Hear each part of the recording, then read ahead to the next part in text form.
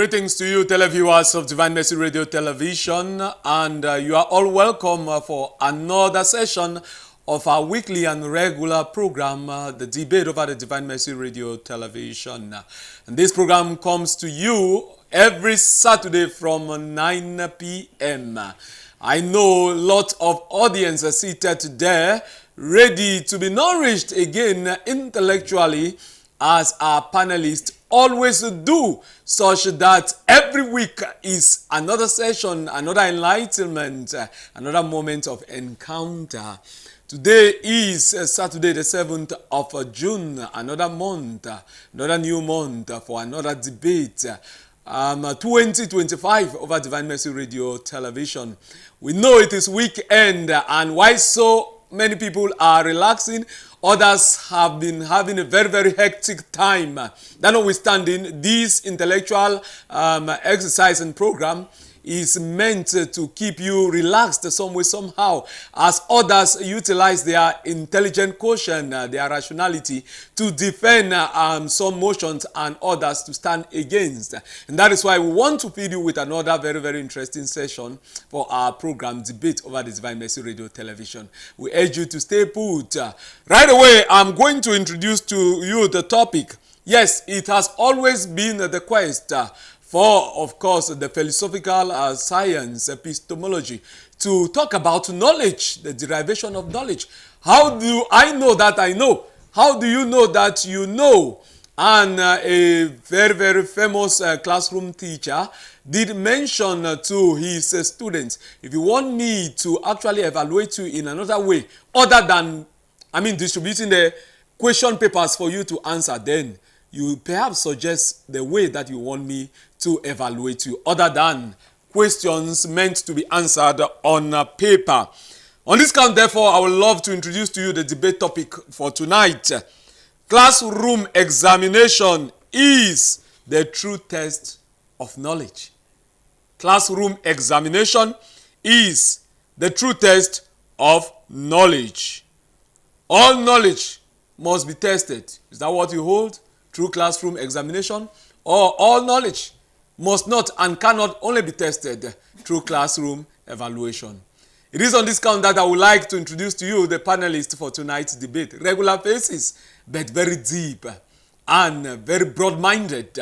By my left is Jude Aka, together with Bernard Asongne. They shall be debating for the motion that classroom examination is the true test of knowledge. And by my right, we have Jordan Meliki, equally flanked by Franklin Fomukong on the same hand. They shall be deliberating against the motion for tonight's debate that classroom examination is the true test of knowledge. Before we leash the cat out of the bag, let us get what these debaters have for us. But before we come, we urge you, dear TV friend, to stay tuned and glued to your television screens, as we shall be getting well-rooted and steeped arguments out of research. We shall be back in a bit.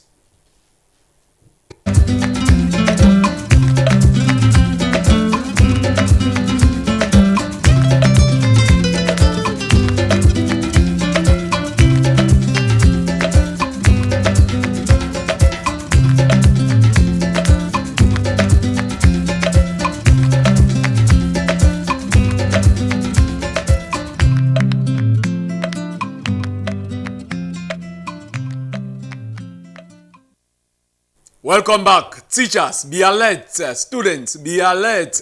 Parents, be alert. What have we got for tonight's debate? Classroom examination is a true test of knowledge. We hand the floor for the first debater for the motion. Jude Aka, over to you. Thank you very much, Father Moderator. Good evening to you, dear viewers and listeners of Divine Mercy Radio Television. Good evening to my colleagues here in the studio with me. This evening, we are touching on a very critical and very timely topic, the question of knowledge and examination. To begin, I would like to quote the great ancient philosopher Socrates, An unexamined life is not worth living. An unexamined life in all its fares is not worth living. To begin, permit me define some key terms for our debate this evening. The first is classroom. What is a classroom? A classroom is simply defined as a standard, conducive, and favorable atmosphere for learning. Meaning that classroom is not simply limited to a room in a formal school structure. A classroom can be a kitchen. For a child who is learning how to cook, the kitchen is her classroom. For the tailoring workshop is your classroom. So a classroom is simply a standard, favorable atmosphere for learning, anything that it might be. The second term is examination. Examination is simply referred to the testing of the verification of the presence of something or the functioning of something. That is an examination. And the most pivotal term tonight is knowledge. What is knowledge? The word knowledge stems from the Greek word episteme, which means to know, to be. Now, knowledge is said to be acquired when a thing has found existence in the mind of the subject. This evening, I will be arguing for the motion that classroom examination remains the true test of knowledge, of the presence of knowledge. And the fundamental question is, how can I know that I know? How can I be conscious of my cognitive ability?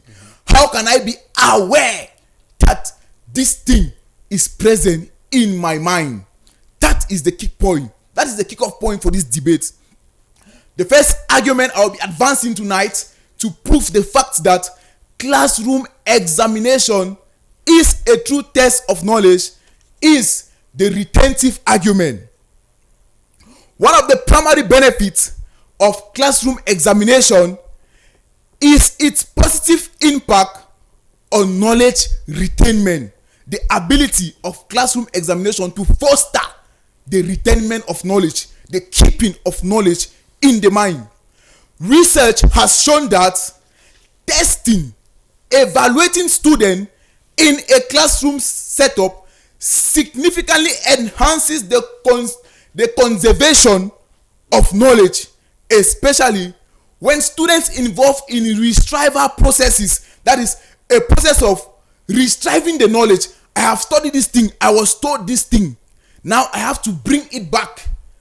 And it is only classroom examination that can foster it, because when a student is in class and that student is conscious of the fact that what I am being taught today, my teacher will need to hear it again from me another time, it makes the student, it creates an unconscious awareness of deepening the storing process of that information in the mind. And that is the benefit of classroom examination. The second argument is its motivating factor. Classroom examination equally serves as a motivating factor.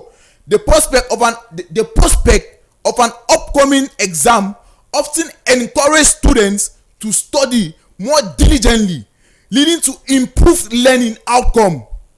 The enhanced or the intense pressure that is often associated with examination is a motivating factor. Let me take critical example. We are in the context of the GCE examination. If the students were studying without having to write any exam at the end of the day, they will have nothing to motivate them to burn the midnight candle, to stay up and study.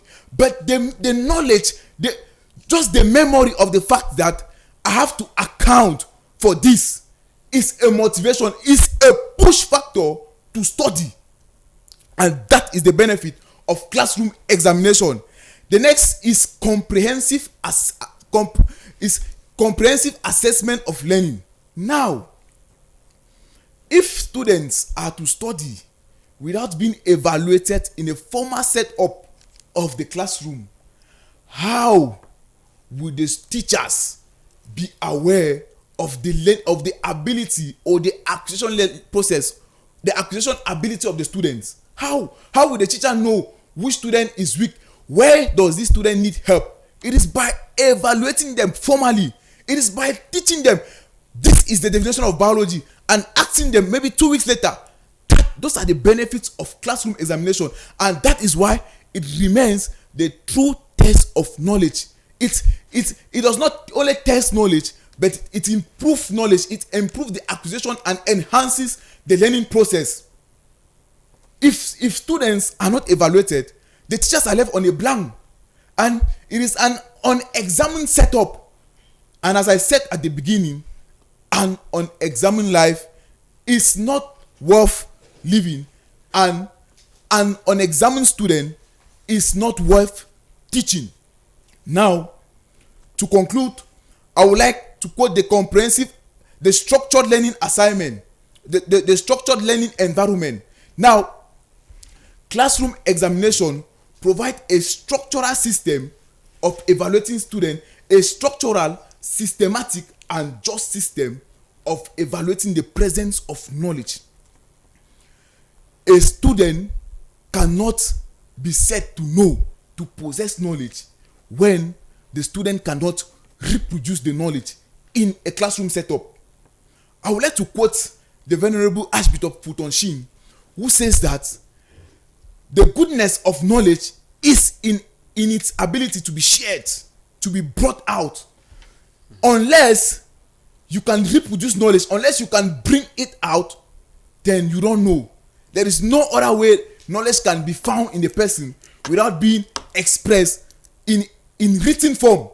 Even before knowledge is found in act, in virtue, it must be in the mind.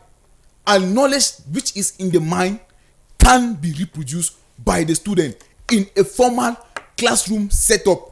And as I earlier mentioned, a classroom is not limited to the four walls of a formal structural building called a school, but a classroom is any conducive environment where the learning process is taking place. To conclude, classroom examination fosters accountability. Accountability. It is no news to any person who is calling that. We live in an age where everybody is resisting accountability. Nobody wants to be accountable for anything, not even his life. Nobody wants to be held accountable for anything. That is why in this age, classroom examination is met with a lot of resistance. Students don't want to account for the period of time, of hours they spend in school. Students don't want to account for their assessment, their ability to retain. Students don't want to account for anything. That is why they resist it.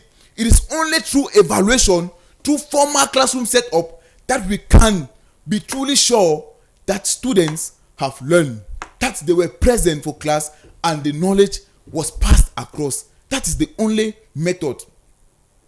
With this, I conclude with the famous word of Socrates, as I earlier mentioned. And on this time around, paraphrasing, of course, an unexamined student is not worth teaching. Thank you.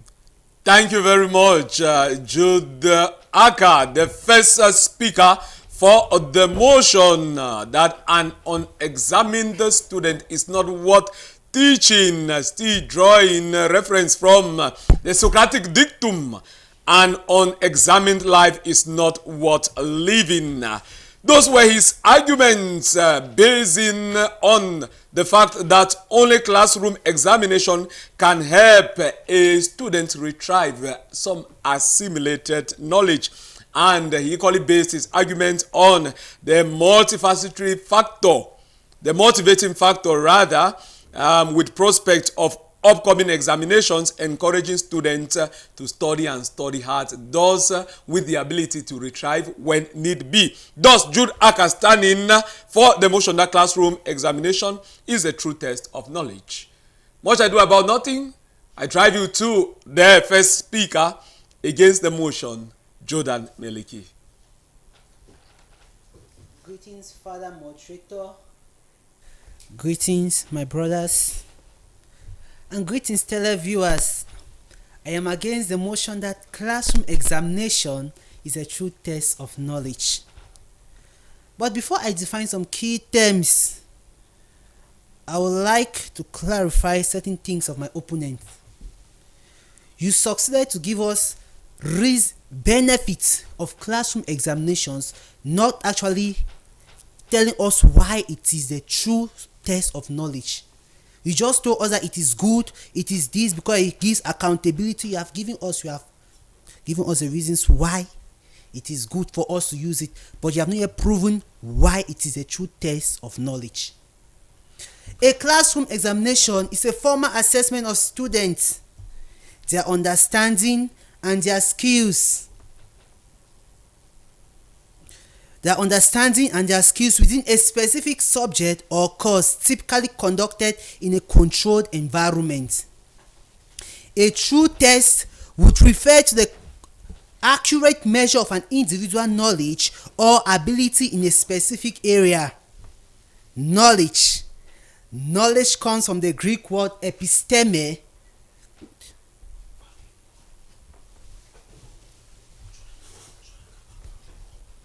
Yes. Knowledge comes from the Greek word episteme, which means a deep and thorough comprehension of a subject. In epistemology, we have three kinds of knowledge, that is, propositional knowledge, procedural knowledge, and experimental knowledge. What is propositional knowledge? It involves knowing truth and facts, such as the capital of Cameroon is Yaoundé. That is the truth. The bishop of the diocese of Boya is his lordship Michael Bibi. That is the fact. Procedural knowledge, it refers to the practical knowledge. For instance, knowing how to ride a bike or knowing how to play a musical instrument. Experimental knowledge, knowing through personal experience, such as knowing a person or a place intimately. With this, I now proceed to my argument. Examination is not the true test of knowledge. Talk less of calling a classroom examination as a true test. Classroom exams not only or always give adequate accesses or important skills such as creativity, problem solving, collaborative skills, and the act of communication. Classroom exams have always paid deaf ears to these sectors. According to Aristotle, there are three levels of knowledge. Techne, that is techne knowledge, which is the act doing something practical, a practical skill, that is man know-how, such as craftsmanship and expertise in particular trade.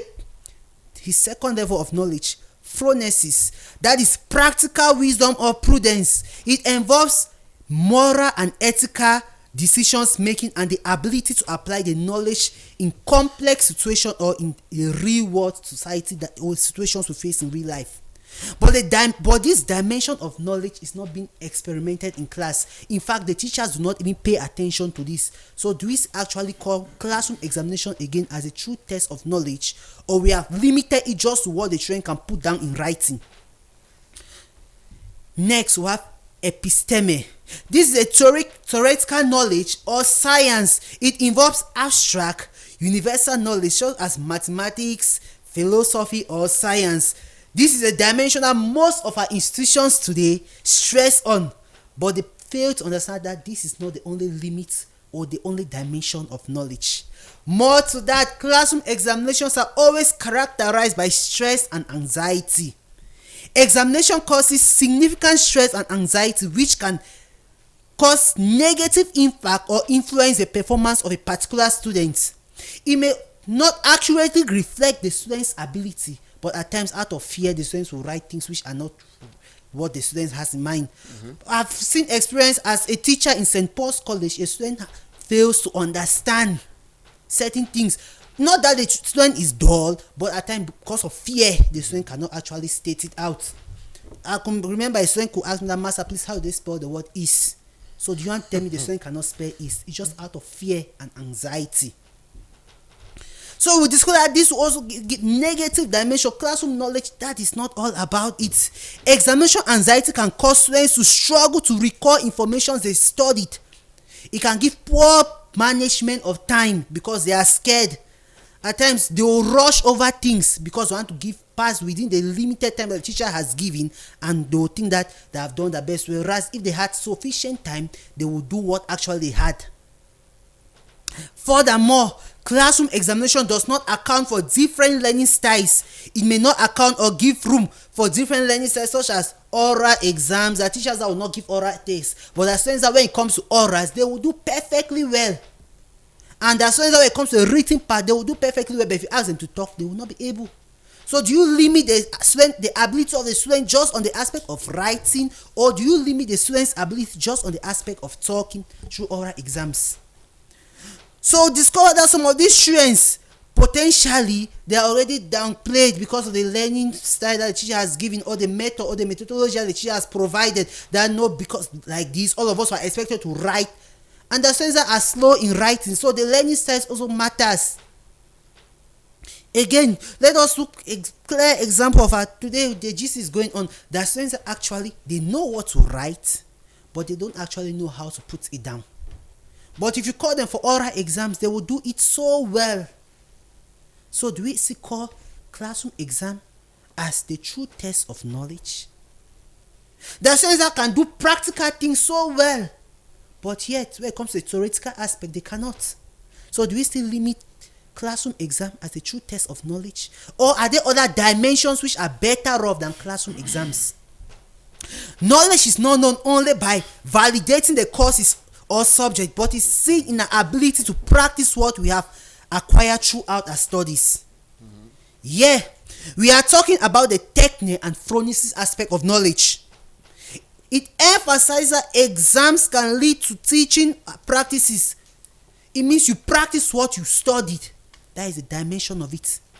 But we discover that at times exams or our teachers will emphasize only on the aspects that they know that they are going to say during the exam.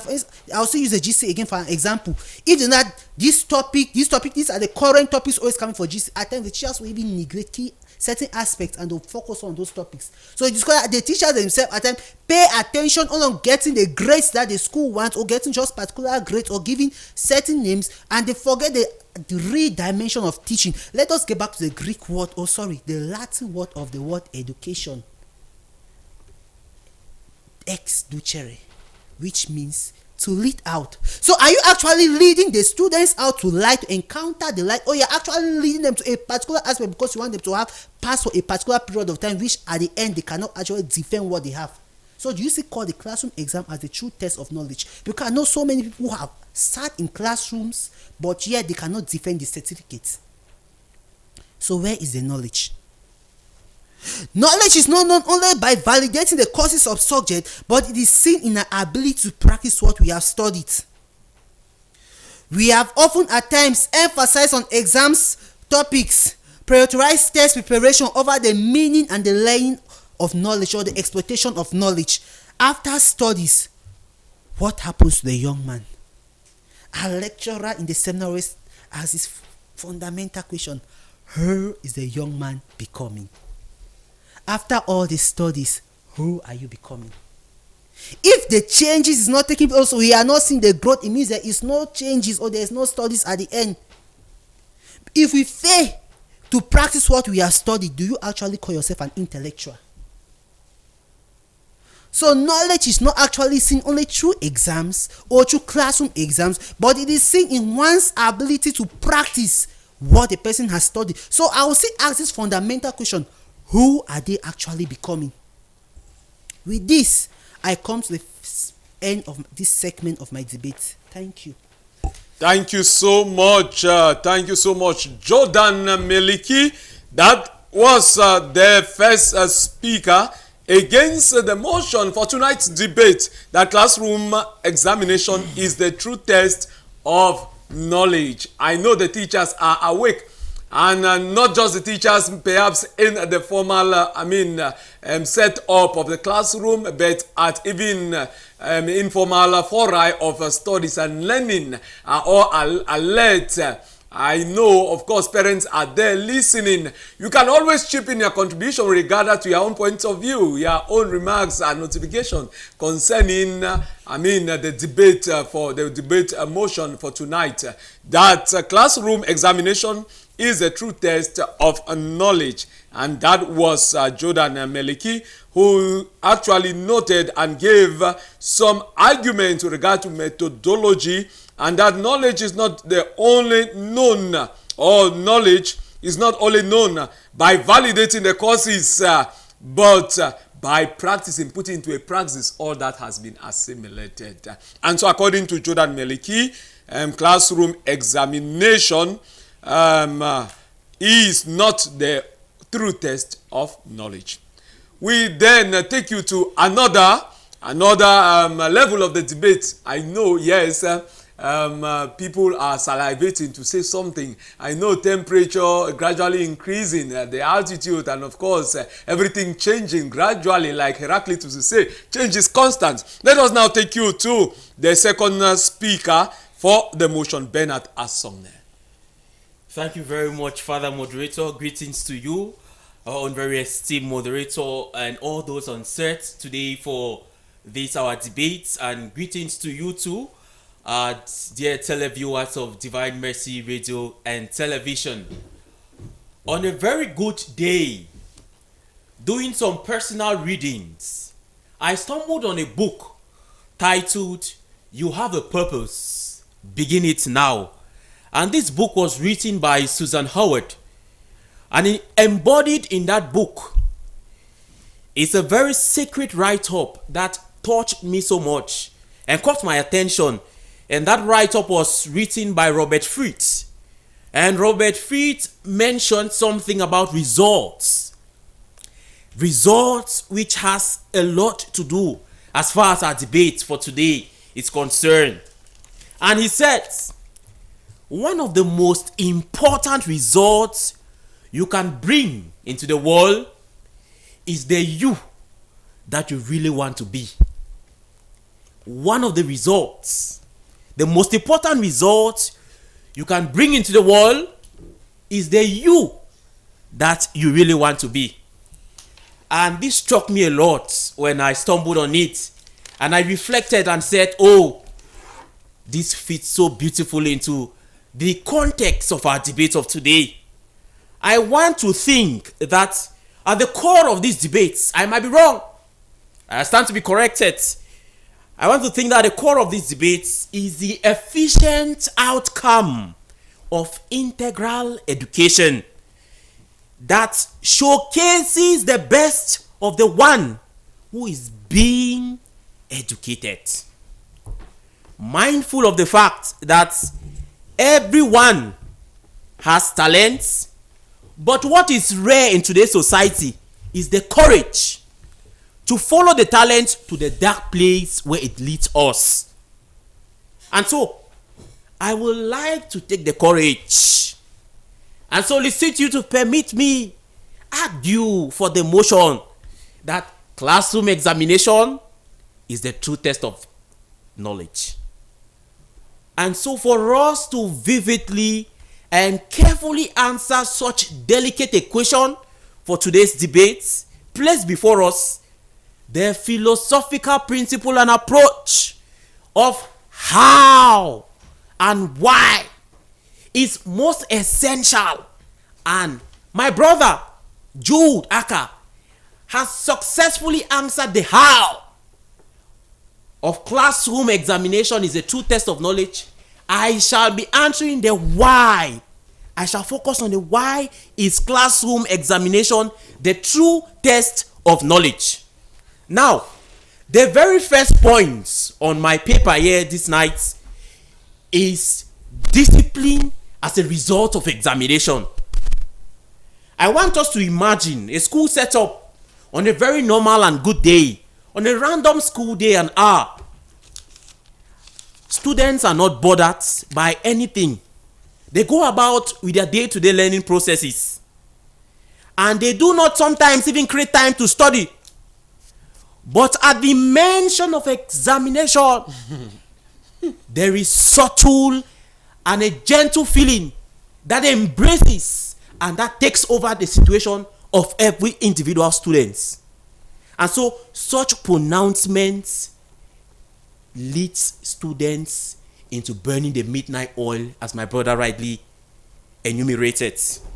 The very first reason of examination, which go as far to test the know-how of every student, is the consciousness that comes with it.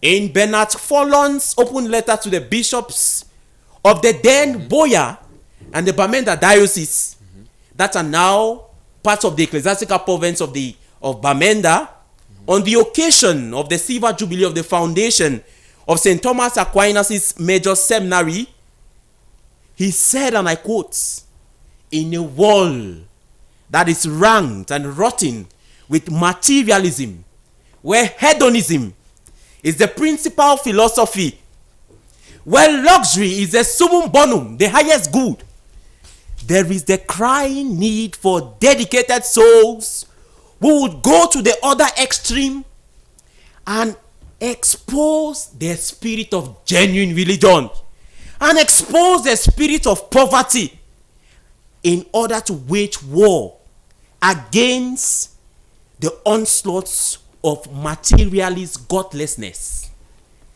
And so, that is to say, from the outcome of examination, we can truly testify without any compromise what type of knowledge is within and the eminent result of the discipline which is also buried in that student, down within him or her.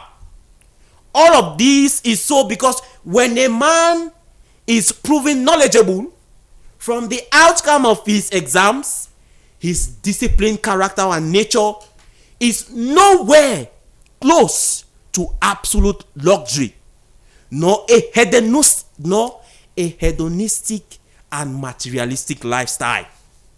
For us to fully ascertain and confirm the position of classroom examination in the test of knowledge, we must agree that one principle that is a property of the knowledge is absolute discipline, which involves 3 strands of discipline: the discipline of the mind, the discipline of the heart, and the discipline of the will.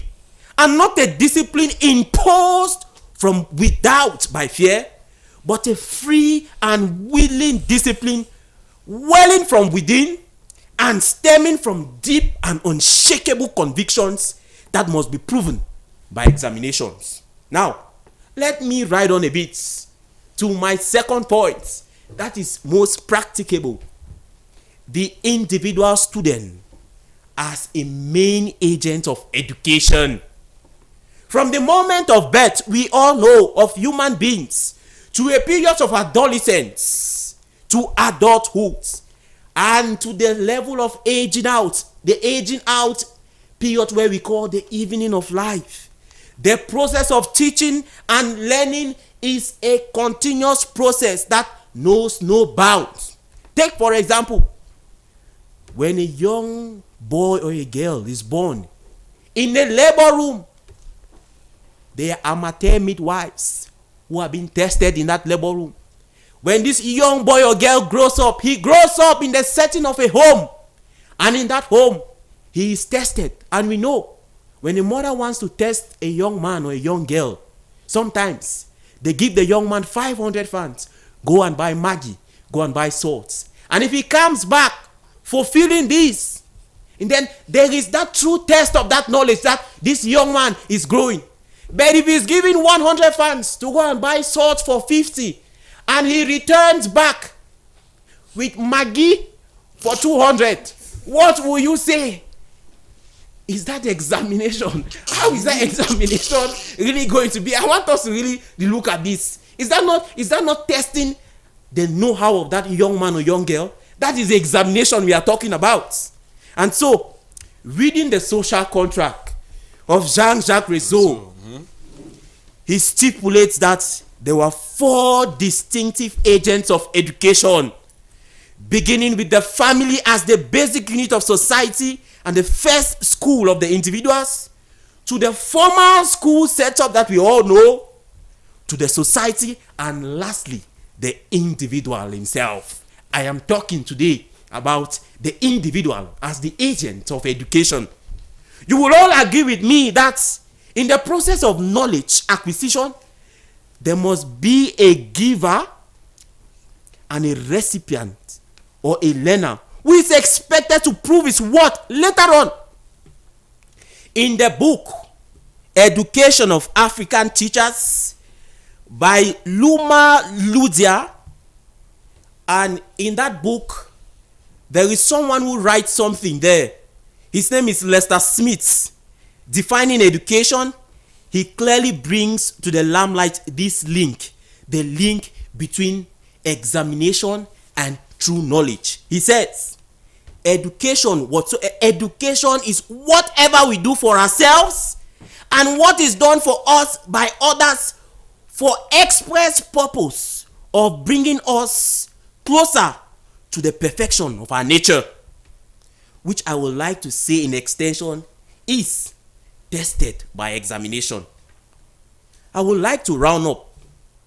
Any student who is intellectually humble and honest proves it all during examination, or better still, let me say, during the moment of truth. That is where we know that the student is humble, that the student is honest.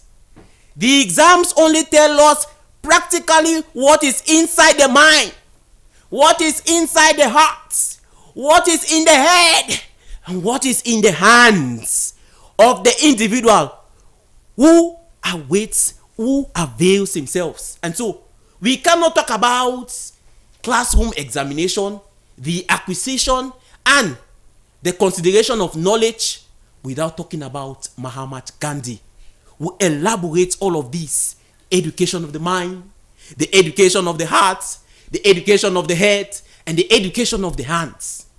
At least, if one is failing, the other will recall and will prove that there is something beneath. We must note that willpower is a strong determination that moves mountains and makes us to be very great. In effect, a learner can still be endowed with upright rational capacities but void of the willpower to learn. Thus, the student who sits for the exams is an indispensable agent in the educational process and the test for his or her know-how. In the words of Archbishop Paul Vetzekov of blessed memory, knowledge is not just to be accumulated, but must be put into effective use. And only examination can tell us more about this effective use. I dare to ask, must be put to the test in the form of exams to truly determine whether there is something stored up somewhere. Would you give a physics test to a history student to answer? The answer is a big no, because he has no clue of physical components or what physics is all about. But if you give him history, he is going to answer. And if he doesn't, therefore, there is nothing there.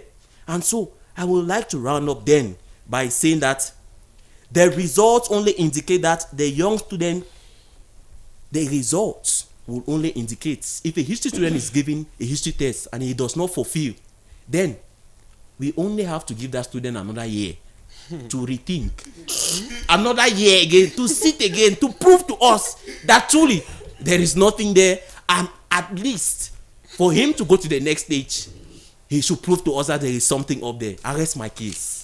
Thank you, thank you, thank you. And that is Bernard Asongne arguing with all conviction and with all zeal to prove his point that classroom examination is a true test of knowledge, citing so many authors, citing so many instances and circumstances to prove his point.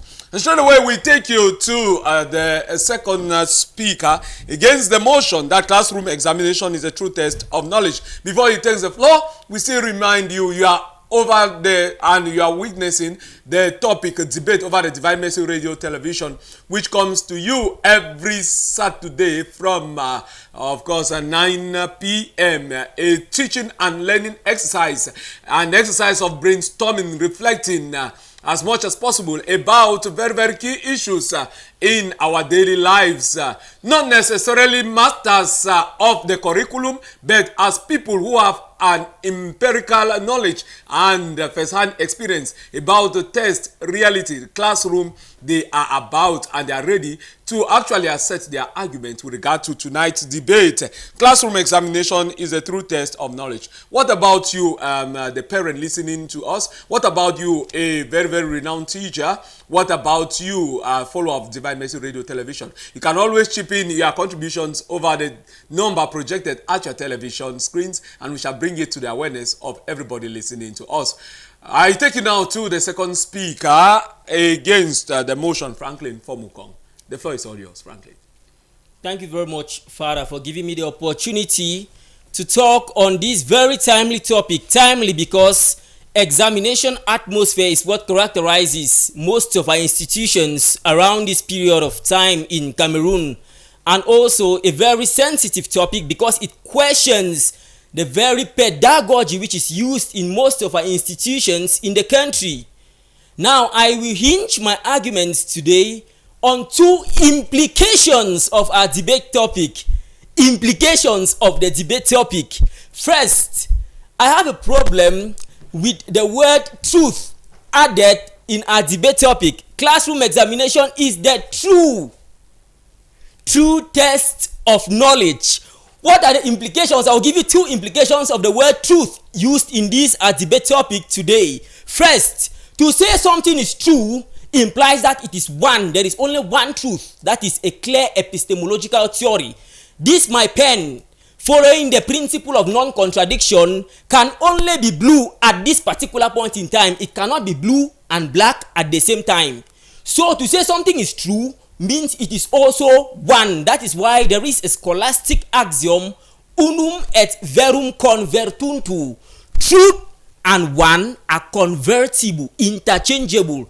Therefore, if you want to apply this to our debate topic today, we can also say classroom examination is the one. Classroom examination is the only test for knowledge. Second implication of our debate topic, truth being the summit of our quest for knowledge implies something sublime, something which is the best. Therefore also, to say that classroom examination is a true test of knowledge implies that classroom examination is the best, most sublime, and following our first implication, the only test of knowledge. I have a problem with that statement, and this is why I have a problem with that statement. I pose my argument beginning with the first point, the limited scope of assessment which classroom examination presents to us.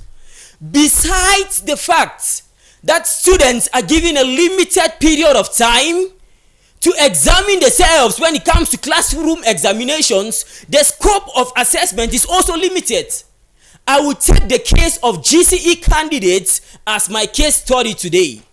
For example, can you express as an advanced level student all what you have learned in advanced level history for 3 hours on a piece of paper? Is a question. Why put these students under the stress of examination? In the examination, instead of students to cause their minds to think, they instead want to cause their minds just to remember and reproduce what they have learned in the classroom and pour it on a piece of paper. I take you the case which I experienced myself. There were students in a class and one of them had a calculator. They were writing a mathematics exam.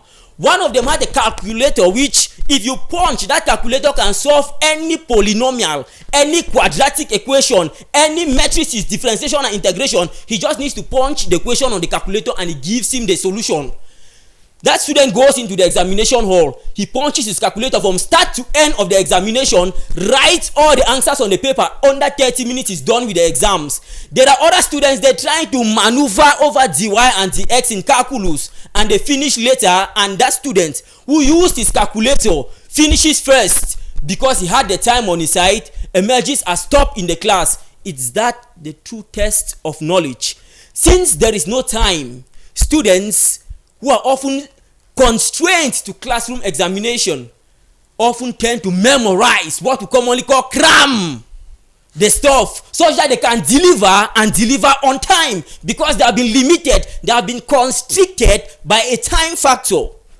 And as such, education loses its purpose. And why do I say education loses its purpose in that kind of setup? Because Albert Einstein tells us that education is not merely the mastery of facts, but training of the mind to think. It is not about knowing the first 20 elements on the periodic table. It's not about knowing the speed of light in a vacuum. It's not about knowing how to narrate how the First World War took place. No, it is about applying and generating from these ideas better things for you. Einstein was talking like this, looking into the future. Take the case of students now who can do all mathematical calculations, who can do all narrations of all historical events. All of those things we can get them today with artificial intelligence. If you are a student today and you can narrate to me the First World War start to end, this is my phone here, 1, 2, 3, I get that information under 2 seconds. Why need to keep that kind of information in your head? It is junk material. I had one of my physics teachers in high school. He told me he needs not keep a constant in his head. For example, Planck's constant. He needs not keep it in his head. It's there in the book. Why are you keeping it in your head? The book is there. Will you take the book and use it? Apply this knowledge. It's not about memorizing things and trying to come and pour them out on a piece of paper. It's all about applying our knowledge. You are asked to narrate several things in school. Can that student who narrates history to us, can he bring us the implications of the First World War in Cameroon, hit Eknung, here and now today? Can he apply and imply the knowledge he has gotten from the classroom, not just coming to pour it out to us? When it comes to education, there are 2 predominant features of the mind. There is remembering, which is the memory, and there is the act of thinking. Classroom examination causes students to use only their memory, where they can recall, they can retrieve stored information and pour them out on a piece of paper. He cannot think, the student cannot think, cannot process information, cannot generate new ideas from previous ones, and as such, creativity is reduced to absolute zero. Students are to be trained to think. Classroom examination, you see, it turns students into what I'll call hard drives. You know what a hard drive does? It stores information but makes no use of the information. It has everything in it, but it does not use it. That is what classroom examination turns students into. They have all the information but cannot apply it. Why put students under this stress? The student knows all of history, but he cannot apply it. He never learns to apply his knowledge in reality because he knows that this application will not be required in the examinations. So it is a terrible mindset, my dear brothers and sisters, that is being propagated in our educational milieu today, where students think the source and summit of education is examination week. Terrible. Take the case of a GC student. From September to April, the candidate never reads. He comes now late May, he starts reading, and they start going for all-night classes as if it's charismatic crusade. You see a student under the tree, in the toilet, in the kitchen, trying to study. Why? Because he simply wants to pass the examination. After the examination, what next? That is why you see countless cases of examination malpractice, because the students want to pass the examination by all costs, all sides for picking the skin and bomb. You see what they call cartouche, because they simply want to pass the examination, because that is what they have been indoctrinated with. You see, there's a common balance now among students. He who pass exam, na he no book. Is that the spirit of studiousness we want to imbibe into our children today? Ask 90% of students, why do you study? Because we want to pass the examination. Is examination the source and summit of studying? As such, when you study to pass just your examinations, and you eventually pass these examinations, but you cannot apply the information you have gotten from school, you tend never to have a job. That's why students today, there are also common parents among them. They will tell you that school is a scam. because from what they have studied in school, they cannot apply the knowledge, and as such the employer cannot give them a job because they think the employer requires of them only 11 O level, 5 A level, bachelor's degree, master's degree. All of those things are necessary, but that is not what the world, that is not what the employer seeks from the student. The student is being required, what can these certificates of yours offer to mankind? That is why I will quote the very Reverend Father Robert Tungwe, proud to say he taught me for 2 years, during his keynote address on the occasion of the graduation ceremony at Katukumba. He placed 2 statements side by side: student and study.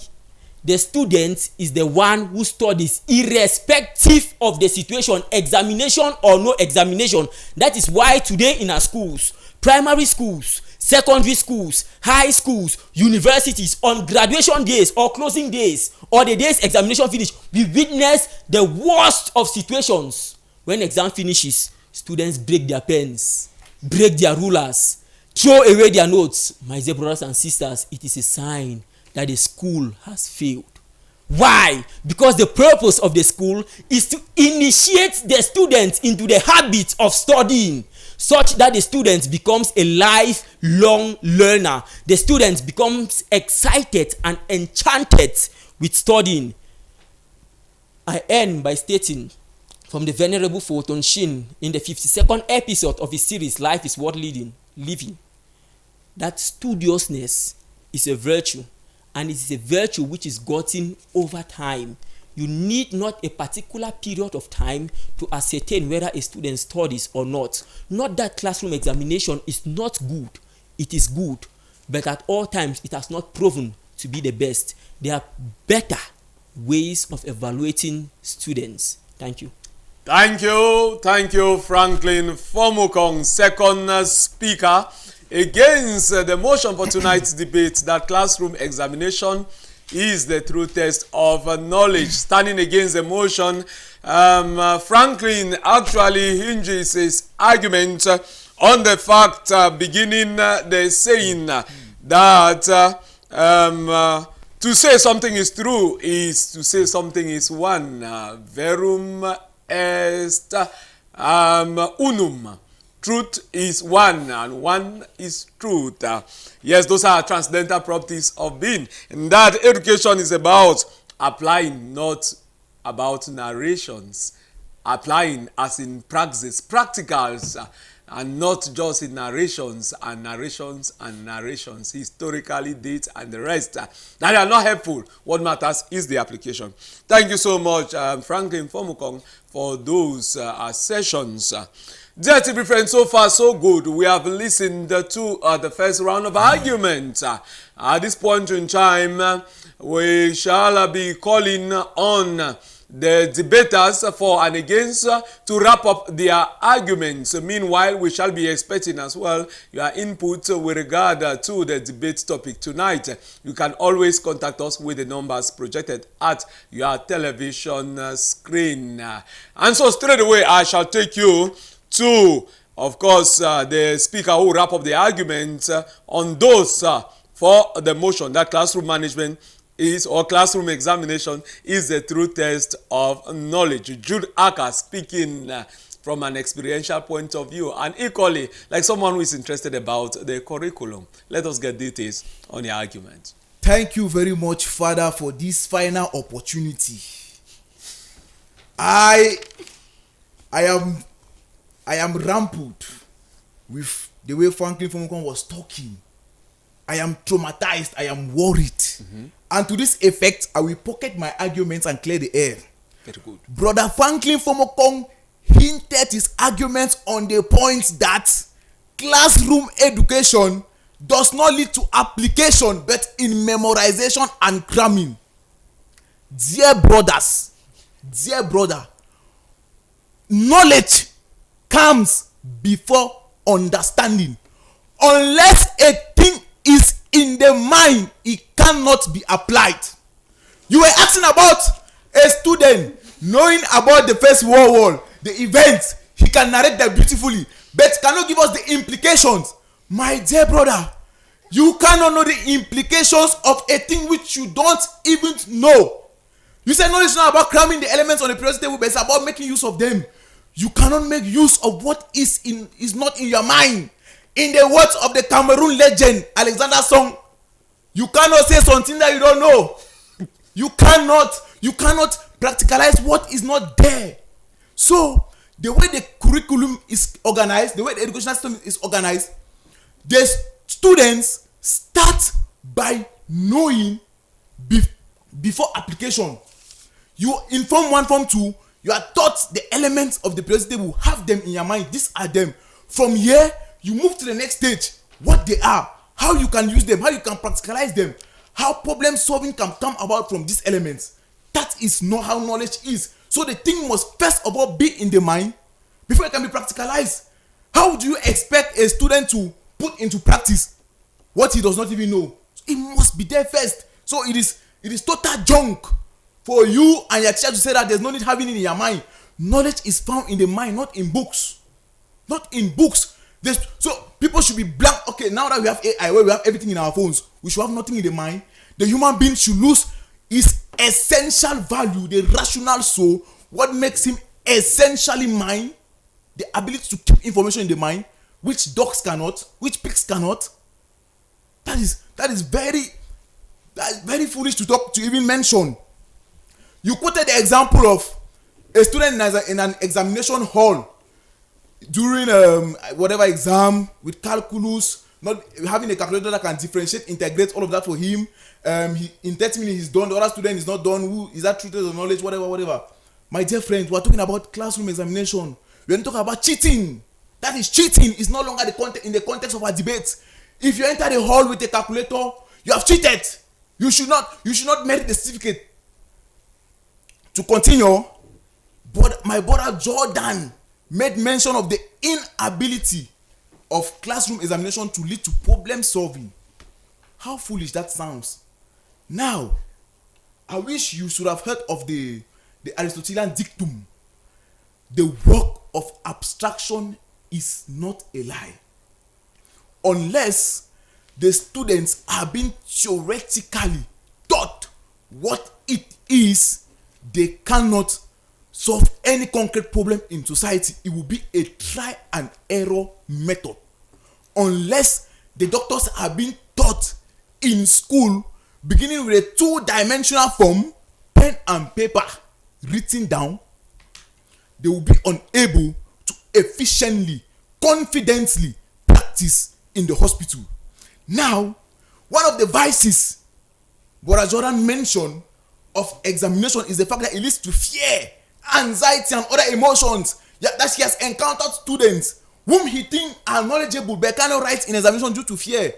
My dear brother, to be human is a gift and a task. To show the integrality of classroom examinations, the students are taught how to manage their emotions, their temperament. It is part of the examination. That is to show you that classroom examination is not only aimed at testing what the student has in the mind, but how the student can compose himself, how disciplined this student can be to study. Those are values, those are virtue. And sad enough, I don't know how that is being done, that you dissociate classroom examination from virtue. Let me quote the ancient philosopher Aristotle again. Knowledge is virtue. Unless the student knows from the mind, is being taught formally what good is, that person cannot boldly, confidently, properly do good. And you should note that knowledge is the form of virtue. Knowledge is what makes virtue, good acts, good. Without knowledge, good acts lose their ability to be good, or even if they are good, the degree or extent to their goodness is reduced in the absence of knowledge. For example, a person who is not knowledgeable will rarely make the distinction between being kind, between being generous and being liberal. Knowledge is what makes you to know the thin line between liberality and generosity. In clear terms, if I have 5,000 francs, I am hungry. I see somebody on the street that dash me the 5,000 francs. Is that generosity? That's liberality. You give him 3,000 and you owe 2,000 to sustain life, body and soul. That is knowledge teaching you that virtue, that you need to mix the goodness you want to do with the knowledge you have. To end my debate this evening, I will like to explain what my opponents failed to understand. Now, the great philosopher Immanuel Kant made a very beautiful distinction at the very beginning of his philosophy of the noumena and the phenomena. Immanuel Kant said, in reality, there are things that we can know with certainty. This he called phenomena. There are things which we cannot know with certainty. This he called the noumena. That is the first point. The second point, Jesus Christ in an indirect way quoted Immanuel Kant. Please follow the arguments. Quoted Immanuel Kant when he said, "From their fruit you shall know them." Matthew chapter 7 verse 20 going down. From their fruit you shall know them. It is due to the inability of knowing them directly that you know them from their fruit. It is due to the inability of knowing the noumena with certainty and clarity that Immanuel Kant said it is only the noumena. So the fruits are the noumena, and they themselves, the fruits are the phenomena. As just said, you know them with certainty, and they themselves are the noumena which you cannot know with certainty. Now, the only way we can know with certainty that these students have studied is through examination, formal examination. There is no other way. No matter how we try to sugarcoat it, my dear friends, if you have not passed the GCE, you don't know. You don't know. You don't know. Or if you know, then what you know, what you read almost came is not come. Yes. There is no way we can ascertain that this person, this student, is knowledgeable when that student is incapable of reproducing what he or she has been taught. I ask an open question to my opponents. You have been arguing that classroom examination is not the true test of knowledge. What is the alternative that you have not mentioned? It is due to the inability of the human mind to even conceive of an alternative. That is why I have not mentioned any up to now. And to this effect, I end by saying that where there is no alternative, the available remains the best. There is no alternative to classroom examination. There is no way through which we can know with certainty that this person is knowledgeable. But Franklin Fomokom, there is no way the bishop will know that you have sense if you don't come and present to him an advanced certificate that you have passed with the required number of points. You will not send it to the seminary. You will not look at your face. There is no way he can ascertain that. There is no way as an employee, I want to see the certificate. Let the certificate deceive me.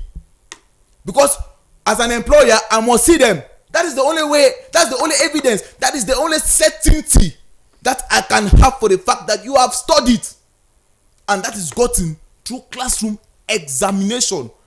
Conclusively, Mahatma Gandhi, the 4H of education, the heart, and the hands.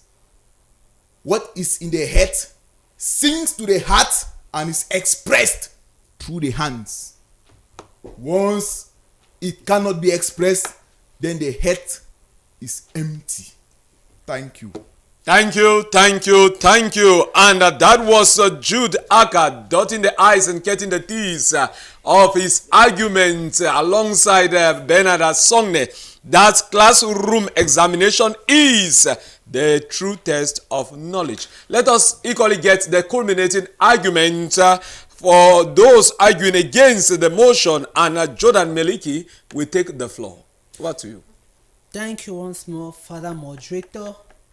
I will start by answering the question which my opponent asked. I will give you the alternative.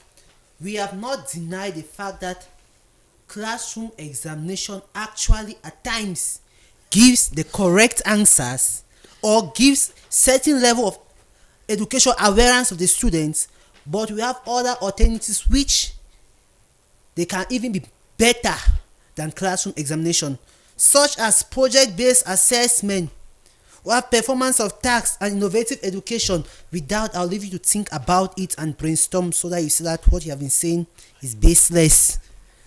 Now, I'll get back to my brother again once more. You said if we give a student a question in history and he cannot answer, we should give the student another year because the student cannot prove the level of the awareness of the course. But I also like to say something about that. You spoke of history. You can set on the scramble for Africa or the scramble for Cameroon, but the child actually read on the partitioning of Cameroon. Is that not what you taught them in class? Or do you deny the fact that you were also limited in your setting and the child was also limited in the reading? The child read a particular aspect which is not set on, but if you actually set on that aspect, maybe that child have been your best student. So don't you think you are limited when you are setting your exam, because your examination doesn't cover the whole scope of your studies or of your program? You pick few aspects and you set on which you think the children should have read on it, and the child also in the course of reading also read on few aspects. That's what I said. Classroom examination is not the true test of knowledge. We also have bias and subjective way of grading students. At times, due to bias, you may decide to give a child a grade that the child doesn't deserve. You can see use what the black people call as man no man, and you give the gradings. So do you see call that the true test of knowledge?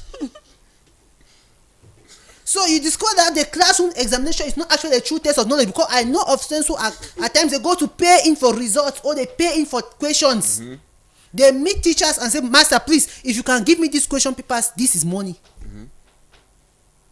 There are also students right now scrambling for speckles. Mm-hmm. They have paid all type of lecturers just to get the question papers. So do you see call that the true test of knowledge? Because I've seen the question, I can go and cram everything. Call that cramming. You cram and you come and reproduce, and people are dancing and you're also jubilating with them that you know. Actually, you don't know anything, because if we should give you that same paper in the future ahead, you will not be able to prove it. Again, we have scaring lecturers. Just at their physical appearance, the students are scared. I know we had French teachers at times, only the way they behave in class. You yourself, once you are sitting in class with the French, you will feel it. Because of the scary nature of the teachers. So it is called that classroom examination is so limited. We need to go above that. If you are limiting us, doing all that, the students will sit in front of you, only the way you talk, the child will forget everything the child ever studied. The way you hit the table in class, the child enters your classroom, the child is already shaking. And you say it's a true test of knowledge. I don't think so. Exam is so limited. It is limited by its nature. The time is limited, the scope of your material is limited, and everything you are giving those students during the examination is limited. Even the GC itself is limited, because that is not all the things that those students have been taught. If it's ordinary level, what they taught those students from 3 up to Form 5, they can never set on all those things, so it's limited. What if you are set on Form 4 syllabus and the child read Form 3 or Form 5 syllabus? You still call that child a dull student? No. It's because the child doesn't have the particular knowledge of Form 3 syllabus. But if you actually test on other sectors, the child will do so. That's why we spoke on project-based assessment, performance tasks. Like I said some time ago, when I was talking before, I said, if you could give the child a different way of doing the exam, the child would do it more better. There are people that if they cannot write, when it comes to talking, they can talk so well and so brilliantly. And the people who cannot talk because they are scared of crowd, if you give them pen and people don't write, and so all these are things from the head to the hand. What about people who cannot write? or people they don't have hands, it means those ones they don't have knowledge. Because there are people that their 2 hands have been amputated, so it means since their hands cannot pen it, then what happens to them? I advise you to go back to the drawing board. Thank you. Thank you. That was Jordan Meliki actually dotting the I's and getting the T's with regard to his argument against the motion for tonight's debate that classroom examination is a true test of knowledge. It has been a wonderful evening so far, and I want to bear with our audience, those following, that it has been a very, very enriching and enlivening evening with the debaters over the Divine Mercy Radio Television, and looking at this very, very interesting debate topic for tonight, the motion which is classroom examination is a true test of knowledge. They need not be inspectors of basic or secondary education before asserting these arguments. They need not be drawers of the curriculum, but having spent a decade and above, and some close to 2 decades, into the classroom, beginning from elementary education to secondary and higher education, and even to tertiary level of studies in the seminary, they are arguing from a pragmatic point of view, from a praxis and practical point of view. And I want to say that tonight's debate has been so enriching. I know the appetite is whet for most of our parents, brothers and sisters involved with the education sector. This is an opportunity for you to think deep and subsequently give in your contributions with regard to a debate topic like this. And so, dear TV friend, I wish to hail the efforts of all the debaters for tonight. Jude Aka, Bernard Asongne, who argued for, and Jordan Meliki and Franklin Formukong, who argued against. All seminarians on pastoral assignment at the Divine Mercy Radio Television. I call them the philosopher kings with very, very good, deep and enriched minds, rationalizing and breaking the concept like Immanuel Kant, measuring the noumena and the phenomena. The noumena, that which cannot be known with certainty, and the phenomena, that which can be known with certainty. Definitely, I know some people belong to the noumena with regard to today's debate, while others belong to the phenomena with regard to debate of tonight. That, of course, classroom examination is a true test of knowledge. Some are asserting with certainty on that, while others perhaps remain at the noumena that classroom examination is not a true test of knowledge, and that it cannot be examined and held with certainty. So far, the arguments were very, very rich, and I want to hail the efforts of the research. They went deep into books. They went and consulted deep, with regard to philosophers as well. And subsequently, again, perhaps we consult some contemporary authors and some people who are in the education field, like Leke Tambo, Professor Leke Tambo, and his work on education and generally about the system of education in Cameroon. It was wonderful citing again the Professor Bernard Fallon with his work, Open Letter to the Bishops then of the Ecclesiastical Province, and of course his work on genuine intellectuals, Professor Bernard Fallon. It was wonderful. We cannot cite all, but we want to think that the research was very, very profound and deep, and we hail such effort. Meanwhile, I want to say the arguments too equally flowed. No attack of personalities directly, but points were passed across with conviction, which creates the atmosphere for a debate.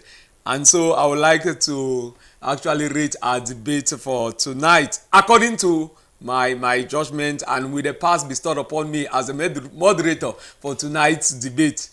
It could tally with your view, it may vary with your view, but meant for intellectual, upliftment and to deepen our quest for knowledge and research, I want to say that it was wonderful. According to my reckoning, with a good use of language, with a good assertions, with contradictions of propositions on the other panel and the other debaters, those for the motion, that is Jude Aka and Bernard Asongne, who argued that classroom examination is a true test of knowledge, had an examination mark of 94% for tonight's debate.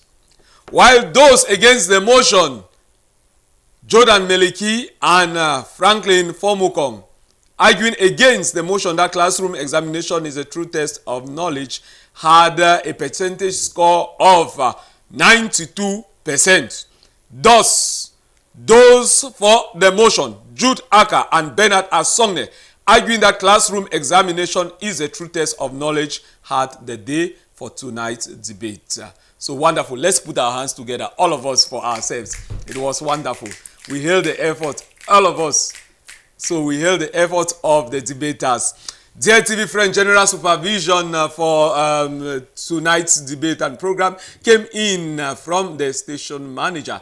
At the broadcasting team, we had Dr. Jesse Agum and the host of broadcasters who have been pressing the 1001 buttons. And for your debaters, we had Jude Aka, Bernard Asongne, Jordan Meliki, and Franklin Formukong as debaters for tonight's debate. And for your host, I've been Father Martin Jemoka. Stay tuned to more interesting programs over the Divine Mercy Radio Television. God willing, same time, same TV station, same program. Next week, we take another rendezvous. Stay blessed.